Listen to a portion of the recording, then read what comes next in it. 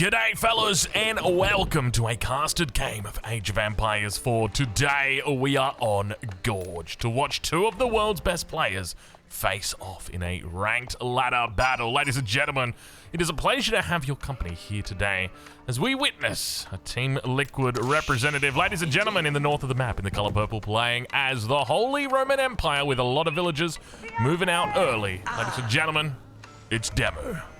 And in the south of the map, we've already heard that scout call out in the color blue, playing as the House of Lancaster, the English variant. It's Numadan.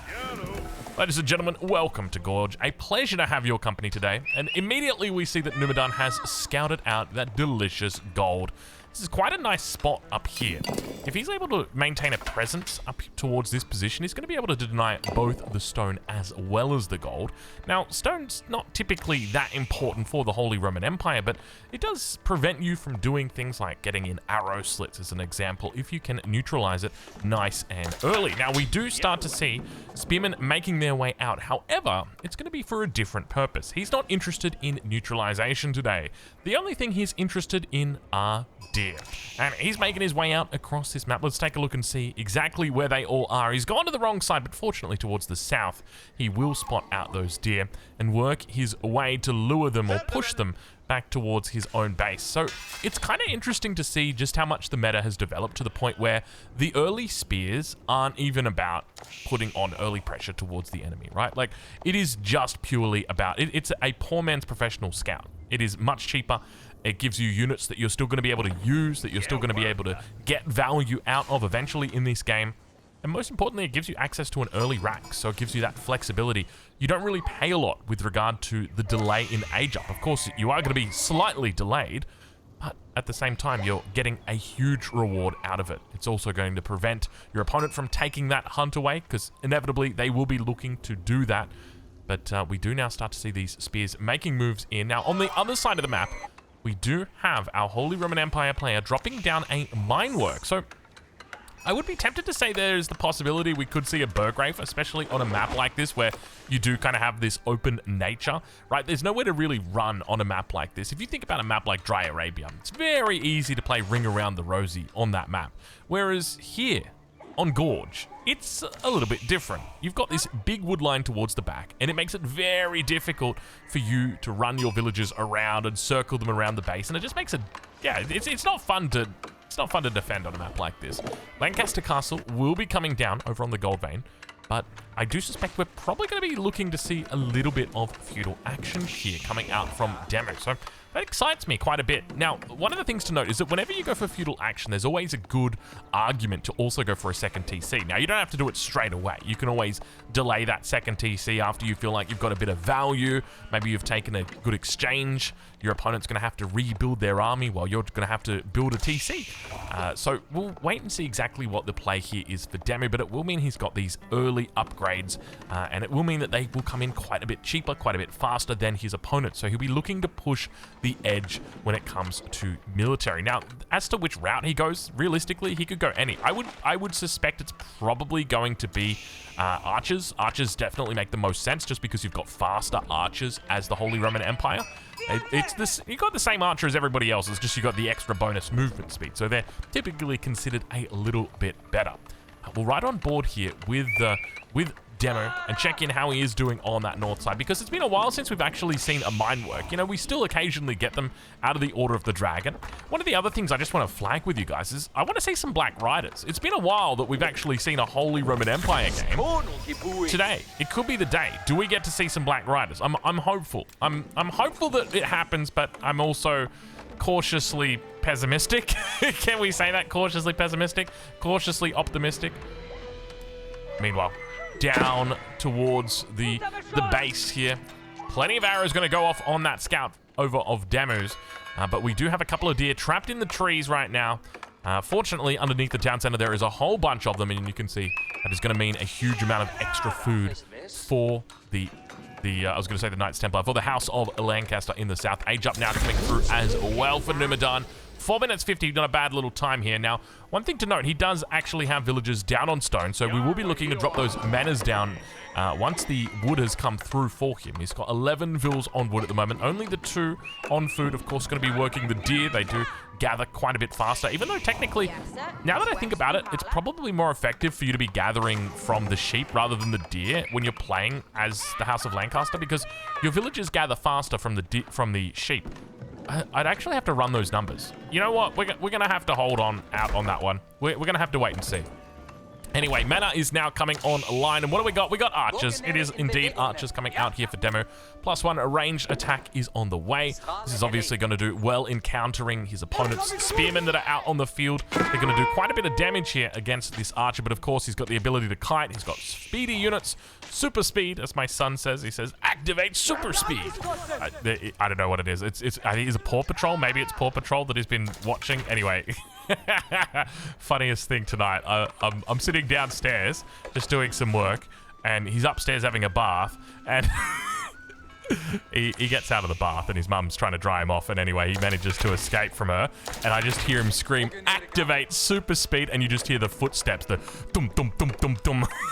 Oh man, it cracked me up so much. I see him chubbily, is that even a word? I see his chubby little body running across the camera that we've got in the area up there. Oh god, that was a funny little moment. Anyway, that's all you need to know about my personal life. Hopefully that gives you an idea of where we're at the moment. We're activating super speed quite a bit these days. Anyway, let's right on board with Numadan and see how he is doing, because he's going to be up against an early siege engineering here, and for Numadan at the moment, he's playing at stock standard. We don't see any variation coming out from him with regard to military. He's assuming that Demu is going to be up to castle age any second. He hasn't put any pressure towards his opponent. He doesn't know exactly what the play is. He knows there's been an archer out, but he suspects that this is pretty much par for the course, right? A couple archers, but now all of a sudden, things are going to be changing. He spots that out immediately, says, hold on, that is a large amount of archers. That's a large amount of horsemen, and they're standing suspiciously still, which means only one thing. It's time for us to make units as well, and indeed, Numadan does the right thing. Has he still got vills on stone? He doesn't. He's said, you know what? Okay, it looks like we're going to be fighting this one in the feudal age. Let's get prepped. Let's get ready. Let's take a look and see what Demu's got on the cards for us, and it is indeed going to be a battering ram. Now, we see the scout moving forward, spots it out and says, oi, this could be trouble. This could be trouble. Now, keep in mind, we do have English variant villagers here. It does mean we have access to those short bows should we need them, but I'll say right now, it's probably a good idea that we avoid it. There's a lot of archers out there. If we get too close for comfort, there's a chance we get one shot, especially with 12 archers out and +1 on the way. Well, not even on the way. It's already researched. We have all pikes now also going to be coming through from it, so an extra little bit of damage coming through from that unique minework upgrade on the side of Demu. Let's check in with the base of Demu, see how he's doing. Just the double one, the double single at the moment, the triple double, not the triple double. Into the double single at the moment. We've got a second battering ram coming in, and I want to compliment Demu on this, because one of the biggest mistakes I feel like players make is they don't attack with enough battering rams. You can't just make one battering ram and expect to be able to take down this position. And to be honest, I feel like even 2 battering rams, you're probably still going to have trouble here, right? Like 3 is the critical number. 3 is where things really start to get serious. Build number 1 goes down. Number of units looking here a little bit sour for Numadan. It's going to be a bit confusing because you've got the purple coming in from the left over here, and over on the right we've got blue defending. But the Hobblars coming forward. We've also got the Demi-Lancers that came out. I didn't even see the Demi-Lancers rising to the occasion. First of the battering rams now going to be going down. He's working down the menors here, not looking to go down the Lancaster Castle at all. Focusing just down on those menors. And you can see that the Hobblars able to do a decent job here, getting onto the back line, effective. The Manors are firing in their defense, trying to keep everything alive back here. The first of the Manors has gone down, but you got to look. I think you got to come away with this and say almost 100% Numadan's in a decent position here. He's lost the one mana, but I feel like he probably needed to slow play it a little bit more, Demo, right? Like it was almost kind of like he went all in off the flop, and it's like you got to bait him out a little bit, right? Like we had to roll in off the front, work down the Lancaster Castle, try and get a couple of those units out, you know, really try and force the bad trades on the opponent's side as much as you possibly can. He just kind of dived in there. He was taking shots from the TC, from the mana as well, and it just meant that he lost quite a bit in there. Now he's looking like he's probably going to do a bit of a re-up here. We do indeed have the second set of Rams coming in, but my fear is this is kind of like the consequence of doubling down in a situation like this. It doesn't really get better from here, right? Like, realistically, it just gets worse from this position in Demu. I feel like you have to pivot, right? You've gone for the attack. You went for the double battering ram. In my mind, you should have gone for 3 and you should have gone for the front, but obviously I'm not the tournament playing 2.3k player. But in saying that, you don't have to be the tournament 2.3k player to know theory, right? Yeah, it's a bit of a theory that we're working with at the moment. Anyway, Yeoman now going to be looking to defend in this position, firing off towards the archers from the top side. Demi-Lancers coming in together with the Hobblars, going to be able to prevent these battering rams from really making a connection, at the same time taking damage from both the Menas together with that Lancaster castle. The defense of Numadan is well and truly alive. Phil's now going to be pulled in, and once again throwing away wood that just didn't have to go that way. He's going to try and hit this mana. The repair, is it going to come through? It does manage to come through right in time. There we go. So it's going to be an expensive repair. He's also taken out, I was going to say he's taken out some villagers. No, he hasn't. The archers were in underneath. I figured they had to be doing something, but it looks like they were just working their magic on nothing, which is disappointing. Mana now repaired. Going to be repaired just with the 2 vills. And to be honest, I think Numadan is in an incredible spot here. He can look to go castle from here. I don't think there's anything that Demu can do to stop that. Even if at this stage Demu was to continue building units, making battering rams, it's just he's digging himself into a trench that's much deeper. So the reality is, at this stage, what does Demu do to win this game, to get back into this game? I think number one, you got to hit castle. There's no two ways about it. I don't think you can go Burgrave here. You're behind, so Burgrave's going to at best get you even. I mean, there's a chance that you could catch your opponent off guard, but these are good players. You got to remember, crossbows are going to be very quickly on the field here. It's not like mana arm spam is going to all of a sudden win you the game. On top of that, you've now got to deal with these units. This is the consequence of taking that bad trade, is you don't have the units to defend. You've got to rebuild your army, whereas your opponent doesn't have to rebuild anything. Just a couple of hobblers going to be coming out here. Definitely on the way to Castle Age as well for Numadan. That is what we see here. So I think for Demu, realistically, the goal needs to be like getting castle. I would almost be tempted to say even throwing an outpost up on the gold here, even a second outpost potentially on the gold. But I mean, at this point, is gold going to be your worry, right? Like you're going to be struggling for food very, very soon. We didn't go professional scouts either, so we're not pulling back any deer under the TC. So we're kind of relying on the fact that we're hoping to have map control here, so he's going to have to re-establish map control, which he does, but it also means that the resources that he's got in the bank he can't be spending on aging up. He has to spend them on units, whereas his opponent is now looking to age up, which means he's going to have the lion's share of the relics. Now, obviously, there's going to be prelates in play. At the moment, how many do we have? It looks like we've got 2 out on the field at the moment. So he could look to try and position these in an effective manner. And to be honest, he's definitely in a good spot here. The trouble that you're going to have, King's College is going to go up. Monastery is going to be immediately put down with all these vills. Probably, I wouldn't be surprised because he's the first one up if he goes double Monastery. I would be looking to do that. And we see the stables coming down behind the scenes. So I think from the side of Demu, he needs to get up Castle ASAP, maintain the map control, try and find knights and pick up as many relics as he can with regnets. Ideally go for 3. So I'd almost be tempted to say maybe even look to try and get walls up if you can, because it's unlikely that your enemy's going to be investing anything further into numbers. It's more going to be about bulk now. They're wanting to go for big units, knights. They're not going to have that same torch damage as 2 horsemen. But the age up now about to come through. Expect to see King's College Hobbler upgrades. That's what I'm hoping for. That's what I'm really hoping for. Give me that Hobbler upgrade. I don't know whether he's going to hit it straight away. I suspect probably Collar of S's. We see the first of the monasteries put down. Do we get a second one as well? He could go. He could go for a second one. He's got the resources for it. Do it, do it, do it. Second monastery. He's rushing it up. Maybe we don't get it. Maybe we don't get it. Monastery immediately online, looking to pick up relics, and he's going to go the safe relic. To me, that's a puzzler. You're in a good spot. I mean, you don't really have map control, right? I mean, you're working towards something. You come down here, you're probably going to lose your monk. It's probably getting scouted out by Demo, even though we know it's not. Like, it's likely that it probably is. Right now, does he know? He knows about this relic, so he could look to come over towards this side and intercept. Demu's also just basically shown his hand here and said, hey, this is where my horsemen are, so we could see this monk come down to the other side. Knights now coming out as well. Demi Lancer, together with a couple of hobblers, going to be able to repel their spearmen, work on their magic on that backside. And now let's find out exactly where that Monk went. It went up towards the top. He's going to play it safe. Demu's still not yet clicked up, by the way. This could be a bad fight here. Not even a bad fight, but a bad game. A tough game for Demu, considering that early game. I really feel like two things that he could have done differently would, number one, just make an extra ram. I think 3 is the key. And number 2 is slow play from the front. Slow play from the front. Try and bait out that bad engagement as much as you can. You had the number advantage. 100% could have worked much more in your favor. By the way, we're absolutely eating through all this food. Let's switch it over to income per minute. Get a bit of an idea on where these two currently sit. Vil count relatively even. 48 versus 49. Prelates in the field. Prelates in play at the moment. 3 at the moment we've got.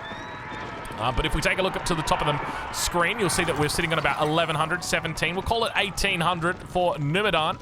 Meanwhile, for the Holy Roman Empire, if we can quickly get it in before the age up, 2300. So it is quite a bit of a difference between these guys. Regnitz is getting thrown down. Are the Prelates moving? Prelates should be moving right now. Prelates should be coming down here, looking to click on these relics, because we do have monks in play. No horsemen down here guarding it whatsoever. Does he know about the position? He knows about the position. He knows he's aging up. He knows that he's clicked it. And yet our prelates stand idle. We're going with the Regnitz. We know that relics are important. Where is it all going? That is the big question that we've got. Now, Numadan picks up a second relic. About to pick up a third relic. He's got the 4th one in his vision. This could be terrible right now for him. This could be incredibly bad for Demu, because remember, every relic that you do not get obviously lets gold per minute that you're picking up, but at the same time, that's going to delay Imp. And if we think about what is the win condition right here for Demu, it's getting up to that castle age, it's getting out Knight so that you can control the field, it's picking up your relics, and then it's getting Imperial off that. That's the whole idea. That's the whole way the game is played, or at least that's typically the way that we see the Holy Roman Empire played. That's their power spike, right? We're playing into Swabia, the power of the Imperial Age. That's really what it all comes down to. And now with the 4th relic potentially going to be going over to Numadan, I mean, there's a part of me that thinks that, look, even if he had units in position, was there any way that he could actually stop this? Right? Like, this is a lot of lances, or a lot of knights that we've got here. A mauling, absolute mauling.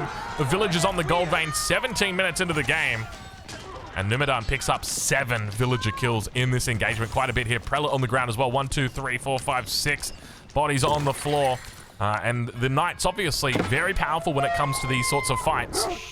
Fortunately, the Prelate should be here to pick up the 2nd relic. So Demu is going to find himself with a little bit of fortune in the 17th minute here. We'll say that much. Though technically it's the 18th minute, but you know, I look up here, I'm like 17 minutes, 17th minute. It's the first minute is from 00 to 1, right? But we're kind of calling this like the minute of the 17s. Think of it like that, right? Like when you think about it, right? Like I was born in the 1900s. Sounds real bad, doesn't it? But it's not actually. It's only 1999. I wasn't actually born in 1999. Can you imagine that, dude? I'd be so young. I'd be so happy. Oh, God. You know, one thing that you would trade for anything is like... Oh, now that I think about it, I wouldn't trade it, man. I mean, if there's one thing I'd do, I'd go back in time and buy Bitcoin. Then I'd do nothing different, dude. Buy a big stack of Bitcoin. I'd buy that guy the pizza. You know, the guy that wanted a pizza for 10,000 Bitcoin. That was a good trade deal. That went well for that guy. Well, not really. He ended up selling. But anyway, you get the idea. A little bit of a chase around the base in the face of adversity here for Numadan. But he's doing a good job of cornering out the opponent. We can see the walls have almost been completed here. Sacred Site's now going to go up. Final relic split, 3-2. 3 relics in the safety of the monastery. Very well insulated here from his opponent. Total of 6 manas online. We see them are going to be searching for any potential villagers. There's a single one down here guarded by a whole squadron of yeomen and spearmen. They surround, they impound, and then they pound. Can you rhyme impound with pound? Probably not. I feel like you should be able to, though. You know, it's probably been done before in a rap song about how somebody... It would have to be a UK drill rap song, right? Talking about impounding the wheels while I was pounding. you get the idea. Anyway, moving on. We're getting close to Cursed Cast here. Vil kill count even at 8-8, about to be overtaken. Demu with the lead now, taking out 10 in this game, so getting back into it slowly. Now, he's got a window here. I would be hoping that he takes it. He could look for Castle Age. Or, sorry, Imperial Age here. The main thing that he needs to be able to do is keep the units of Numadan on his side. He wants to avoid Numadan from coming out of his base, coming out of his shell, and poking him, prodding him. That can often be done with things like sprinkled emplacements as well in regard to defense. But the main goal here is that you want your cavalry to just be really running around, making sure the enemy knows, hey, you know, there's cavalry here, and I've got to go attend to that, because now it means that these knights, hopefully they'll come back. I mean, if Numadan's doing this right, these knights will not come back. He will know, I've got to go hit those villas. I've got to go try and prevent that age up from coming through. Cistercian Abbey's now completed. Hopefully I pronounced that. That is the unique upgrade, the new unique upgrade for the Regnitz Cathedral. Not for the Regnitz Cathedral, for the Holy Roman Empire. Yeah, interestingly, he didn't put any pressure on. I would have thought that he would have put a bit more pressure on towards his top side. Just keep pushing those angles. Try and find as many units as you can. Because obviously, if you can find units, no sprinkled emplacement, no fortification on the outpost. Do have emergency repairs that will be able to save us, but remember, we don't want to fight these knights, right? The idea is we want to keep them on the move. But the knight number now going to start building here for Demu. Demu going into a lot of crossbowmen. It looks like Demu might be thinking about playing it in the Castle Age. You know, we were playing in the Feudal. I think this is a mistake. I don't think you want to play in Castle here. Your power spike is in Imperial Age. The sooner we get Swabia, the sooner we start printing. And the sooner we start printing, the sooner we start investing in the bitcoins. The sooner our villagers have printed the bitcoins and we can sell them for quality USD. Oh my god, what was that sound? I don't know what that sound was. I inhaled a little bit too much air there, and I gave myself a little bit of a chortle. A chortle. Oh gosh. Horseman number has begun to dwindle though. Something you do need to be cautious about is getting caught. Have a look at this. He spent all of his food. He was stacking up. He had about 1,200, 1,300. Meanwhile, on the other side, Numadan's stacking up quite a bit of gold. He could also look for an imp here. We are 22 minutes into this game, so we're getting a little bit deep here. There's definitely the chance that he runs for it. Now, if you're going imp here, I don't think you Berkshire. There's no real reason to Berkshire, especially not as the Lancasters. If you were going to do it, where would you do it? You could go aggressive, but would you want to aggressive? Probably not. We don't see hill training in yet either. I hope that we see Burgundian imports at some stage together with hill training. I'm a big fan of the Hobbler. You guys will know I've seen it hobble to victory. I've never seen it hobble to victory. We've seen it hobble to victory once or twice, but it wasn't really hobbling. It was more leaping. Speaking of leaping, I saw a video on Reddit of this horse, and it had a really weird gait where basically the rider never had to move. They like never went up and down. It just looked like the rider was just having a nice sit on a horse that wasn't moving, but it was actually like full galloping. It was weird, man. Relic now going to be placed inside the outpost. Emplacements coming through. Now, keep in mind, when you invest in a sprinkled emplacement, you're also not, or you're locking yourself out from having that cannon emplacement. Now, this is probably not the best spot for a cannon emplacement. Actually, no, I take it back. This is a really good spot for a cannon emplacement. I'm going to take it back once again. A better spot would be like over here, right? But if we're thinking, where are we going to put our Swabia down? Like, our Swabia is going to go here. So we want our cannon emplacement somewhere in this region. We also want to make sure that we're going to be able to deny an enemy keep getting thrown down here. And obviously, that the sprinkled emplacement makes sense. So I would be very tempted to be like, okay, Swabia here, outpost over here. That'll get the cannon emplacement. That would be my kind of mindset. But the trouble you're going to have here is over towards the west side of the map, we do now have the Wingard Palace that is coming up. Imperial Age is now here for Numadan. And that is difficult for Demu, because remember that while Demu is technically going to be scaling with Swabia, right? Like, if we think about the way that the function works, he's getting 3 times the vills than a normal town center would be getting for the same cost of a town center. Whereas here, what you're getting is a flat amount, right? We know the whole idea with the garrison command. You're basically paying a set amount of resources every 30 seconds. You're getting a static amount. It's a very good value amount, but it's not going to scale in the same way that a villager would scale over the course of a game. And because of that, the sooner that you get up, the better it is for Demu. But at the same time, for Numadan, the sooner you get up, the better it is, because it's going to start that whole, it's not a feedback loop. I don't want to say feedback loop, but it's going to start you producing much cheaper units more affordably. We've got him in a pretty solid position here. He's got a decent amount of army, so he's going to start looking for upgrades. Scootage, we see it coming through. Shire Levy on the way as well. He's picked up 8 out of 9 at the moment. Could be producing that 9th mana. Expect to see a whole bunch of yeomen dropping out any second now. He's got the elite upgrades. No elite upgrades for the yeomen just yet. Veterancy only sitting there now, and there's the yeoman popping out elite upgrades coming through on the Spearman as well. Billman upgrade is through. Defending the manor at the 4. No Vils here to repair it. It will be going down. And now the cavalry moving down towards the south side. Demo, I think he needs to take a little bit of a stock take and go, well, hold on a minute. My enemy just reached imp. I'm still not imp. And I'm like, that's my whole shtick. That's the whole way I win this game. It's imp. And we're 25 minutes into the game already. Think of all the villages that could have been. All the lost villages from not having a Swabia 10 minutes ago. It's one of those things, but you got to remember, right? Like, you can't Swabia every single game. But you know what you can do every single game? You can do this right here, the economy of the gods. Now, let me tell you why I call it the economy of the gods right after this short battle. Quite a lot of units down here. South side of the map. But they do get repelled. They fall back. So, this upgrade right here, the Cistercian Abbeys. Villagers can drop off resources in monasteries, and garrisoning a prelate in the monastery allows it to inspire all nearby villagers, increasing their gather rate. That's the same amount as an Aachen Chapel.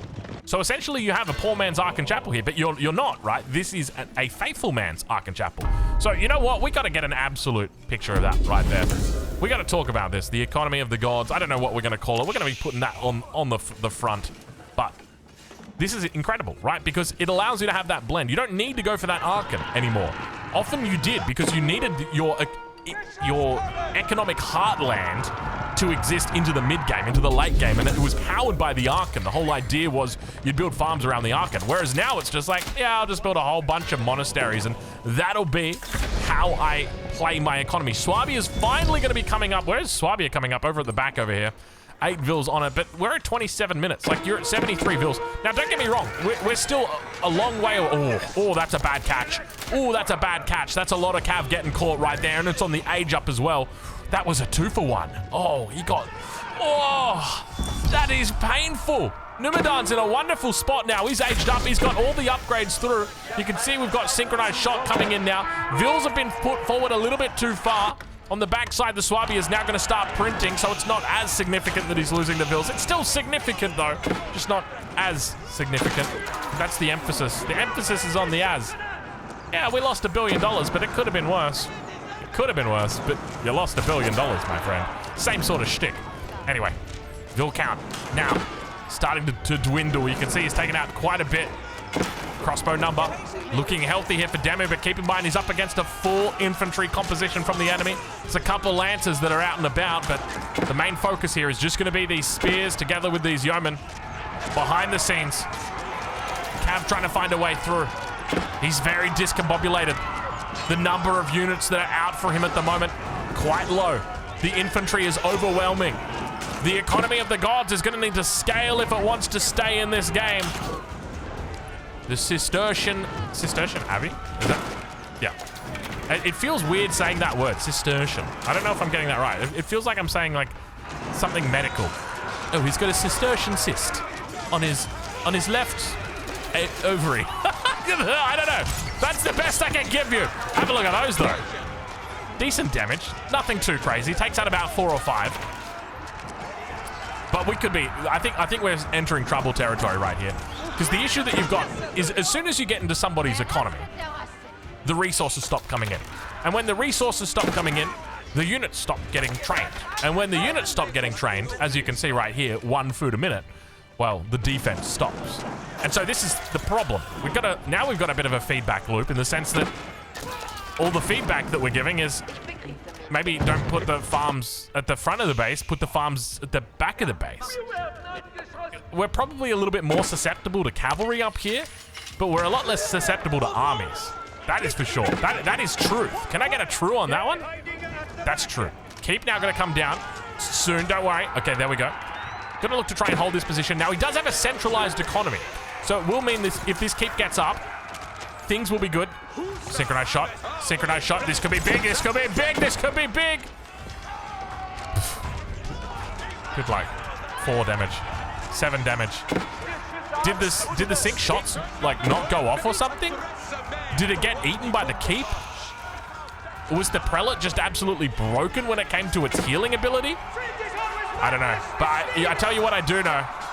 We might have a little bit of a problem, ladies and gentlemen. Okay, okay. Everybody hold. It's going to be fine. We've got Swabia. The idea is simple, and I like it. Swabia is going to make our villagers, and we're going to make Black Riders, and the Black Riders are going to win the game. He's going all in on Black Riders.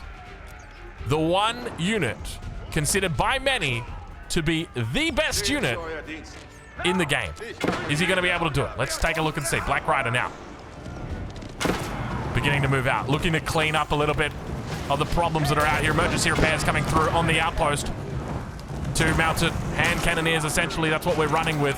Whole bunch of units on the way. It's hobblers. It's hobblers. It's hobblers. Get out of here. They're fast. They're pretty. They can't possibly be beaten.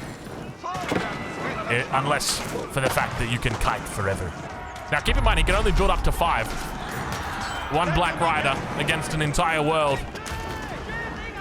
Meanwhile, behind the scenes, Palace of Swabia getting eaten alive. This is where, you know, we were talking about that cannon emplacement a little bit earlier. This is why it's so important to have that cannon emplacement. It stops this from happening, and it keeps this bad boy printing. And if you can make farms around here as well, then it protects the farms. Did all the Black Riders go down?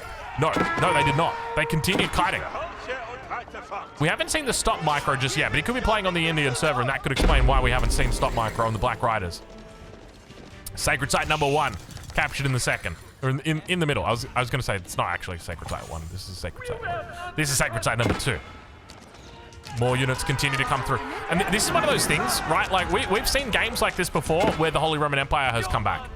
Because you can never count them out. But you got to remember, that is typically with a big cannon emplacement somewhere that's killing a lot of units, and we're kind of ignoring the fact that all of our units are dying to the cannon emplacement, and then the cannon emplacement racks up 46 kills, and you're like, where did they all go? It's like the cannon emplacement ate them for breakfast. We talked about this, John. He's hungry. You need to stop feeding him spearmen. Stop feeding him less protein. More of a dairy-based diet, please. That's what they like, those outposts. Morville's chased around. 5 military population. He's holding on for dear life here, trying to make it work, trying to bring this economy back.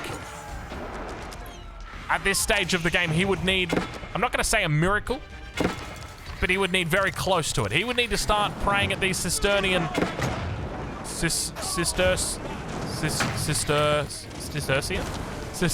these Cistercian chapels.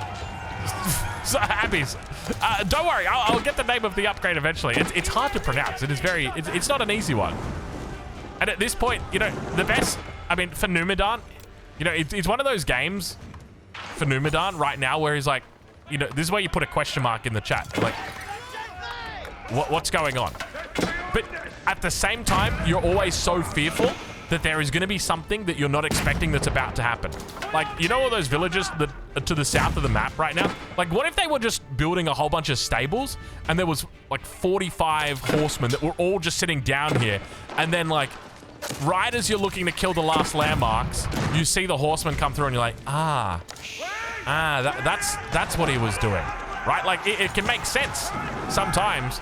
Even though right now Numadan is very comfy, he still cannot be complacent. He has to be vigilant in the way that he plays. And you can see that he's exploring out here, still unaware of those villages to the south. Is that the route home for Demon? He's at 53 villages here. Still, we can see him making decisions. He's got knights in queue. It's not going to be the play. What's the goal? What's the go-to? What's the way? What's the play? Is it to just GG? Is it just to tap out? I think it could be. It could just be to go next. We're not going to force a man. We're not going to encourage a man to resign before his time. But when the hobblers are hobbling, they've got their upgrades. They've finally got the hill training. They're going to be charging out the wazoo now. 35 spear damage. I love these units because they're cheap little horsemen, but they charge like a knight. Vills have been found. And once again, you know what? I got to take my hat off right now for Demir and the way that he's playing this. So often we see players, not going to mention any names here, tap out before their time. Especially in ranked ladder games, we see it quite a lot. It's a lot rarer in tournament games, so when it does happen, you will typically hear about it. I can't recall any recent times when it happened. Sorry. Yeah, you guys get the idea, right? Like, you gotta respect it. And in the end, these guys do get found. So he's well and truly aware that, you know what? Maybe there was some potential shenanigans in the works here.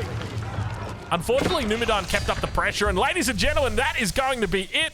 Demu finally taps out. It took a while. He definitely really wanted to exhaust his options there. But in the end, Numadan is victorious. Ladies and gentlemen, go check him out. I'll leave links in the description of where you can watch them live over on Twitch. Go say good day for me.